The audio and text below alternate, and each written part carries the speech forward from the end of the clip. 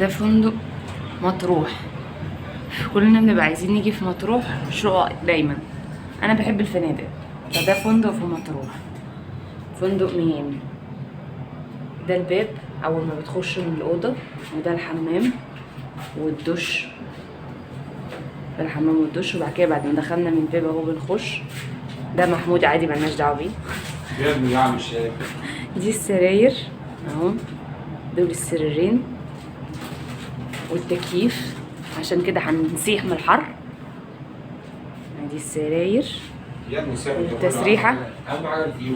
بس اصبر بس، سيبك من الفيو دلوقتي. ادي التسريحة وادي السراير، وقلنا زي ما دخلنا من الباب والحمام.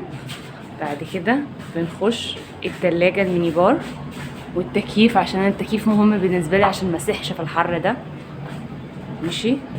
بعد كده اهم حاجة طبعا الفيو اهو، ده الفيو. مش مهم. ده كرسيين عشان تقعد تتفرج وتطل على هذا الفيو الفظيع.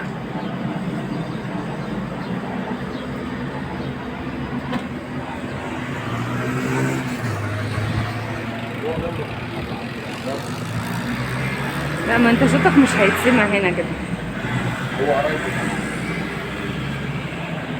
مين؟ هنا والمطمره مفيش 5 دقايق. هو قريب جدا فعلا من البحر، خطوتين تبقى في المية، تروح تتفرج وتقعد براحتك بقى وانت في مطروح كده مستمتع. وانت ممكن اساسا اللي قدامك ده بتاع النادي الاهلي. هو ورا النادي الاهلي، وممكن تبقى قاعد هنا كده مستمتع بالفيو، مش لازم تنزل المية يعني. بس اللي عايز ينزل ينزل ويقرب من كل الشواطئ وكل الحاجة كده لازم كده بس.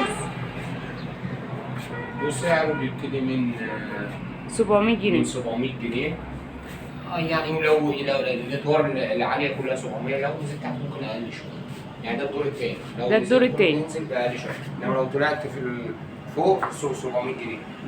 ودول 700 جنيه والله كمان عندها لو انت عايز فيه فطار فطار وغدا. وهو مستمتع بالفيو. المسؤول عنه مدام حياه ست محترمه يعني.